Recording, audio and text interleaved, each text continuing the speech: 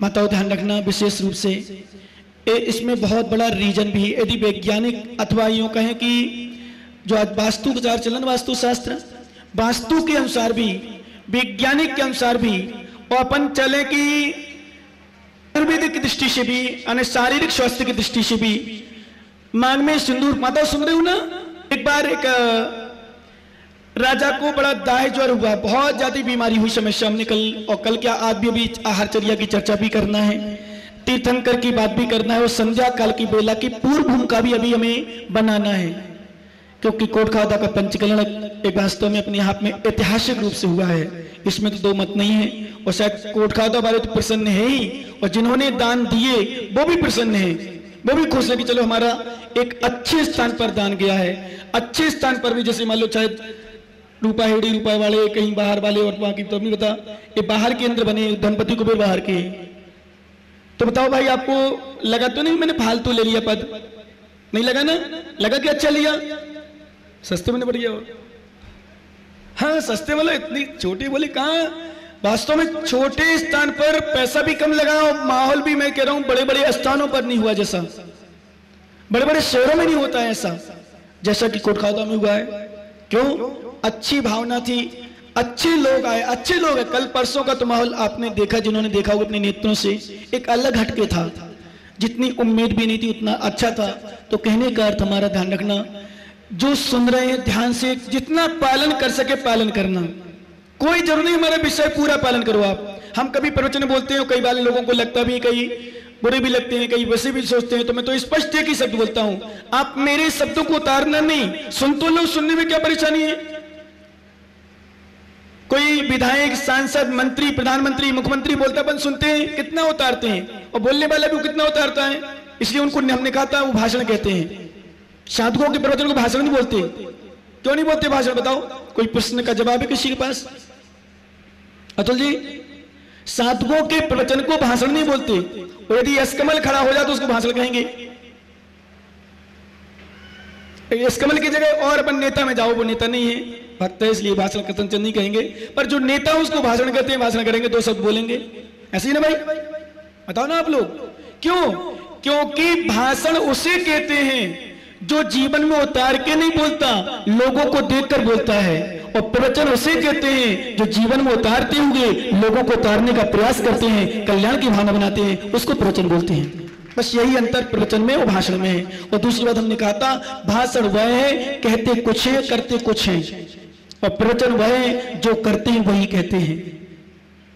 और भाषण वह है कि जिसके जीवन में कोई अंतर ना आए, कुछ सब जानते हैं कि भाषण है। तो आजकल खूब अब्बाई में चल रही है, अभी थोड़ी सी हल्की सी बुराई कर दो, हमारा ये मतलब कुछ भी हो जाएगा थोड़ा सा।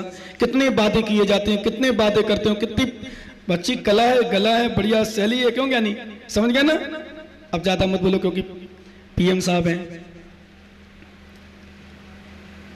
बहुत सारे लोग बोलते हैं, बहुत सारे लोग बोलते हैं, भाषण विशेषताएं। यहाँ राहुल गांधी बोलेंगे तो आप नरेंद्र मोदी बोलेंगे, वहां सोनिया गांधी बोलेगी, वहां आप केजरीवाल बोलेगा, वहां मुलायम सिंह, वहां बसपा, सबका कौन कौन सी मायावती, सब बोलने में लगे रहते अपने आप, और एक दूसरे पर कटाक्ष करना ही सबसे बड़ी विशेषता है। नेताओं की विशेषता है। साधकों की विशेषता, जो प्रवचन करते हैं वो दूसरों की बुराई नहीं करते, स्वयं की बुराई करते हैं, और भाषण करने वाले दूसरों की बुराई करते, अपनी प्रशंसा करते हैं। ये दोनों में अंतर, और अंतर ले लो एक। क्या अंतर है? साधु अपनी बुराई करते, दूसरों की बुराई नहीं करते, अपनी बुराई को निहारते हैं, और साथ उस भाषण करने वाले अपनी बुराई नहीं देखते, कितनी भी बुराई हो हमारे अंदर, दूसरों की बुराई। अच्छे भी शब्द बोले नरेंद्र मोदी ने तो राहुल गांधी काटेगा काटेगा, और राहुल गांधी ने अच्छे भी बोले हो तो नरेंद्र मोदी जी काटेंगे काटेंगे, पक्का है। यशकमल कुछ बोले तो अतुल काटेगा, अतुल अच्छा बोले तो यशकमल काटेगा, क्योंकि बीजेपी कांग्रेस यहां भी है। ये विशेषता है। क्यों? क्योंकि एक दूसरे को काटना ही काटना है, भाषण है। पर प्रवचन में ऐसा नहीं होता। प्रवचन में जो सत्य होता है, सत्य होता है, वही कहा जाता है। इसलिए ज्ञानी ध्यान रखना। माताओं सुन रहे हो ना? आज से जितनी माताओं के सिंदूर ना हो, आपके पास न मिले। यहाँ पर किराना दुकान है कि नहीं है रक्षण जी? किराना दुकान किसी की यहाँ? क्यों भाई, बाहुबली भरत किराना दुकान है किसी की यहाँ? 6। तो एक काम करना, थोड़ा सा मेरी बात मान ले, इतना दान किया, थोड़ा सा सिंदूर छोटी छोटी डिब्बी में बनवा लेना, और जो माताएं मांगे उनको फ्री ऑफ कॉस्ट इतनी कृपा कर देना उनके पतियों पर, फ्री ऑफ कॉस्ट लगाओ। माताओं ध्यान रखना, अब मैं दे रहा था तुम्हें तर्क। सिंदूर जो माताएं भरती हैं, ध्यान देना माताओं, तुमने सिंदूर भरना बंद कर दिया, तुम्हारे सिर में परेशानी आने लगी, और सिर से पेट, पेट से हार्ट, हार्ट से पूरा शरीर। और विश्वास ना हो, जो नई बहू हो, जिनको बीमारी ना हो, सिंदूर लगा के देखें, कई बीमारी तुम्हारी दूर होंगी, एक गारंटी के साथ। चैलेंज है मेरा।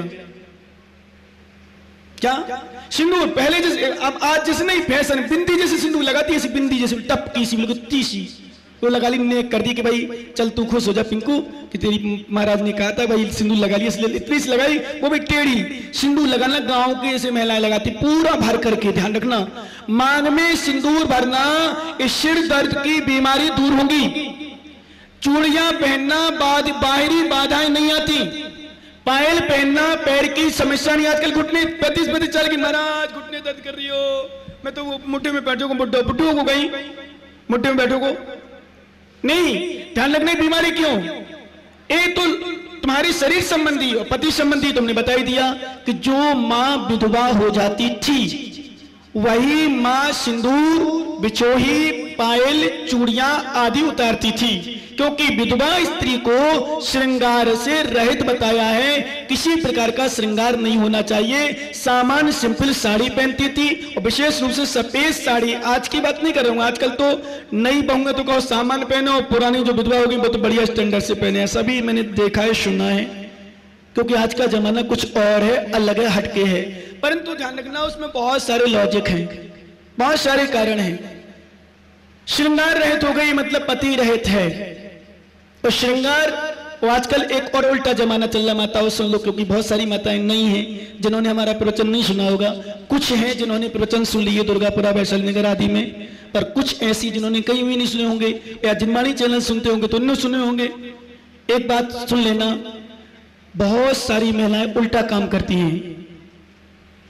घर में तो सामान्य रहती हैं, फटे पुराने कपड़े पहने रहती हैं, सामान्य रूप से कपड़े पहने रहती हैं, पर बाहर जाती हैं सज धज के जाती हैं। होता नहीं ऐसा? क्यों भाई नीचे सिर क्यों है तुम्हारा, ऊपर करो ना, हमें देखो। सच है ना ऐसा? ऐसा क्यों माताओं, मैं पूछना चाहता हूं क्यों?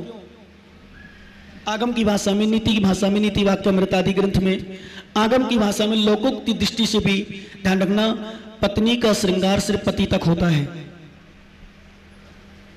क्योंकि श्रृंगार का मतलब क्या है? अर्थ बताओ, श्रृंगार का मतलब क्या है? श्रृंगार का मतलब है सुंदर दिखना। श्रृंगार का मतलब है दूसरों को अच्छी लगना। श्रृंगार का मतलब है आकर्षण करना।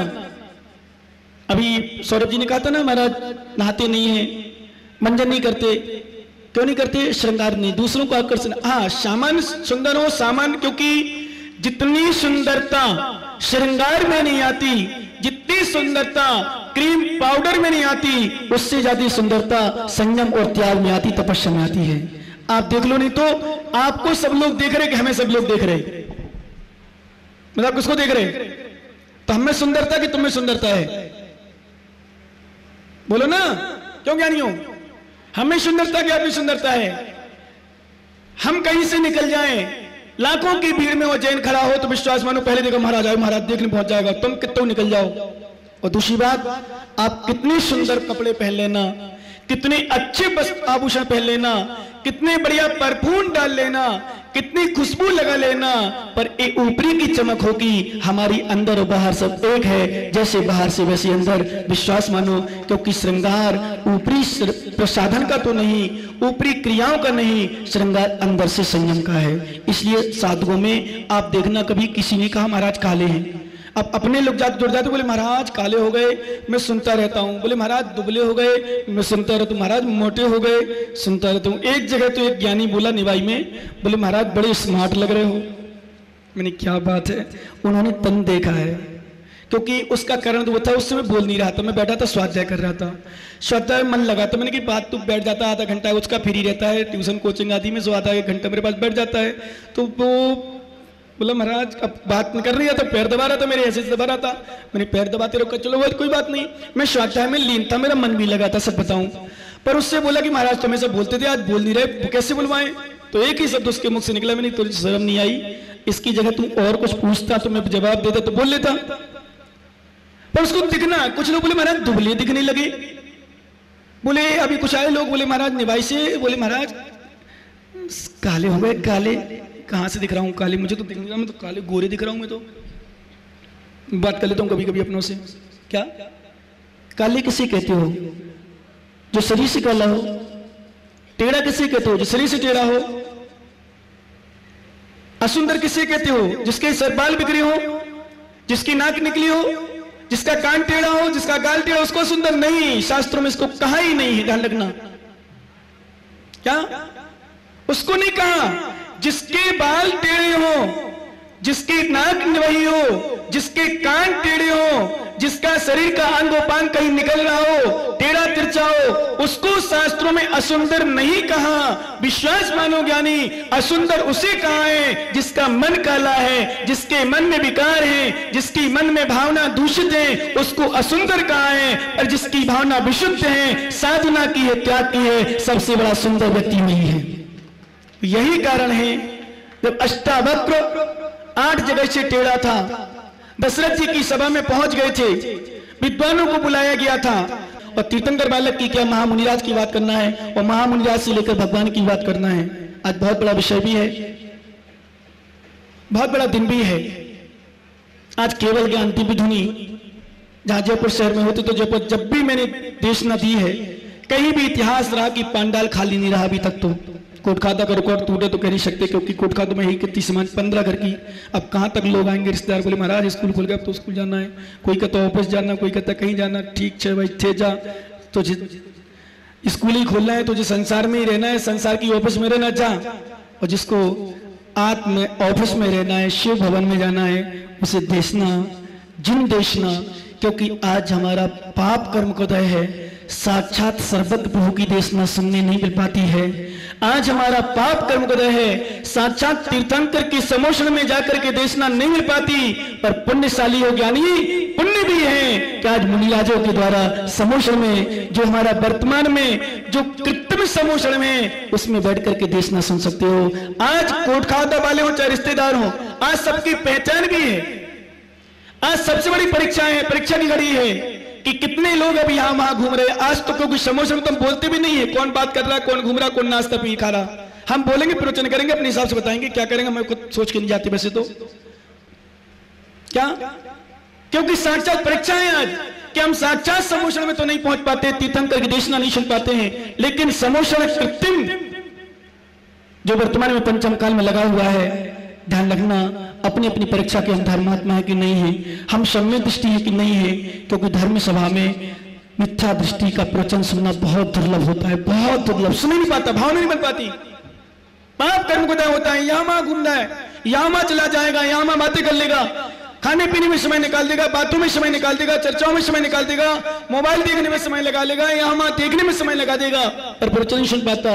क्यों? क्योंकि प्रवचन सुनने के लिए पुण्य चाहिए, निकट भव्यता चाहिए, विश्वास मानो ज्ञानी, बहुत कुछ पुण्य चाहिए जिनवाणी सुनने के लिए। बहुत सारे लोग तो एक सिर्फ मात्र प्रवचन सुनने की दृष्टि से टकटकी लगाए बैठे रहते, कब प्रवचन शुरू होगा, कब प्रवचन शुरू होगा। ऐसा समय था भगवान महावीर स्वामी के समय, जब 1 दिन, 2 दिन, 4 दिन, 6 दिन, 7 दिन, 8 दिन, 5 दिन, 15 दिन, 20 दिन, 25 दिन, 30 दिन, 35 दिन, 40 दिन, 50 दिन, 60 दिन, 62 दिन, 63 दिन, 64 दिन, 65 दिन निकल गए, दिव्य देशना नहीं हुई। सुनाएंगे, आओगे जब वीर शासन जयंती पर, बताएंगे भगवान महावीर स्वामी का शासन कब से प्रारंभ हुआ, क्यों हुआ, क्या कारण, इसकी चर्चा करेंगे। पर विश्वास करो, ऐसे भी लोग थे जो गए घंटा 2 घंटा बैठे, वापस आ गए, भगवान तो कुछ बोल ही रहे, भगवान तो कुछ कह नहीं रहे, वापस आ गए होंगे। लेकिन बहुत सारे लोग कंटिन्यू, ध्यान दो ज्ञानियों, बताओ, यदि हम 10 मिनट शांत हो जाएं, प्रवचन ना करें और मौन लेके बैठ जाएं, तो शायद पता चले हम और हमारे छुल्लक जी ब्रह्मचारी तो भग जाएंगे, बोले महाराज बैठ गए, आप शुद्धि कर लें। क्यों? 10-15 मिनट में आप उब जाओगे, हम देखे ही नहीं, बोले नहीं, बोलते बोलते तो यहां वहां घूमते रहते हैं। 1 दिन, 2 दिन, 10 दिन, 15 दिन, 20 दिन, 25 दिन, महीना भर नहीं, लगातार 2 महीने से ज्यादा 65 दिन व्यतीत हो गए, भगवान की दिव्य देशना नहीं हुई, पर लगातार लोग टकटकी लगाए बैठे रहे, हाथ जोड़े बैठे रहे, दिव्य देश नहीं हो रही, क्या बात है, क्या कर रहे हैं, बस बैठे रहे, मिलेगी कभी ना कभी। और विश्वास मानो एक दिन ऐसा आया, उसकी चर्चा भी नहीं, क्योंकि वीर शासन जयंती भी करेंगे।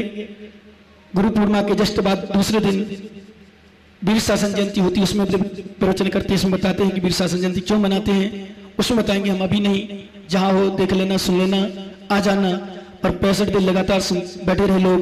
जब 66वें दिन दिव्य धुन हुई तो आगम में लिखा, जैसे मेघ बरसते हैं, मेघ छा जाते हैं तो मयूर प्रसन्न हो जाता है। जब बादल आते हैं तो मयूर प्रसन्न होता है, थोड़ी थोड़ी बारिश प्रारंभ होती है तो मयूर प्रसन्न होते हैं। ऐसे जब भगवान की मुनियों की दिव्य देशना करती है तो सम्य दृष्टि का हृदय मयूर प्रसन्न हो जाता है, सम्य दृष्टि खिल जाता है, नाचने लगता है, उमंगने लगता है, उमंग आ जाती है, उसके पूरे शरीर में चेतना जागृत हो जाती है। आज दिव्य देशना मिली, ऐसे भी सौभाग्यशाली जीव होते हैं। ध्यान रखना, क्यों?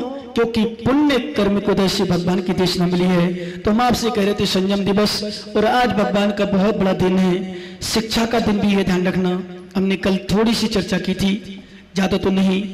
बहुत सारे लोग कर्म बंद कर तो लेते हैं, बहुत सारे लोग कर्म बंद कर ले। जिसने कहा था पंडाल में बैठे बैठे पानी पी लिया, कर बंद हो गया। प्रवचन समय बैठे बैठे मोबाइल देख लिया, कर बंद हो गया। प्रवचन सुनते सुनते मोबाइल में बात कर ली, कर बंद हो गया। प्रवचन सुनते सुनते आए बैठे बैठे किसी की तरफ दृष्टि गई और राग दृष्टि चली गई, कर बंद हो गया। द्वेष दृष्टि चली गई, कर बंद हो गया। किसी का नाम बोल गया, तुम्हारा नहीं बोला, तुम्हारे भाव खराब हो गए, कर बंद हो गया। एक का सम्मान हो गया, दूसरे का मुहूर्त बुझाए नहीं, कर बंद हो गया। विश्वास करो ज्ञानी, क्यों? आसवदी जेण कम्मम परिणामेण प्रस्मिंडेयो भावा सौज्वतो कम्मा समण प्रहोदी। बस आप लोगों ने कभी पानी में रंग डालते हुए देखा है? डाला है कभी? या आपने कभी बर्फ गोला खाया? बर्फ गोला खाते हो क्या? खाते हो? कैसे पापी हो? मतलब बर्फ गोला कच्चे पानी का, अनछने पानी का, कप का बना है। और मैंने देखा बर्फ की सिल्लियों में लोग चप्पल जूता पहन के भी चढ़ जाते। सच में तुम कैसे रागी हो, कैसे रागी हो। यदि यहाँ चप्पल लगा के दे दी जाए तुम्हारी आइसक्रीम में भी तो नहीं खाओगे? है मैं नहीं खाऊं, चप्पल लग गई। ज्ञानियों खाते हो ना माता? कुछ बहुत सारी माताएं 60 साल की बुरी डोकरी माताएं भी, ले बल्ब का गोला मजा आ रहा, रंग बिरंगा डला है, खाते हो ना? क्यों? मैंने चप्पल जूता पहने चले हुए, मालूम एक बार वो बताऊं सही, रोड पे आ रहा था व्यक्ति जूता चप्पल पहन के, उसी में सुअर की पड़ी थी लिपट, सुअर की पड़ी थी, मतलब समझ गए ना? तुम समझदार में से हो जयपुर वाले।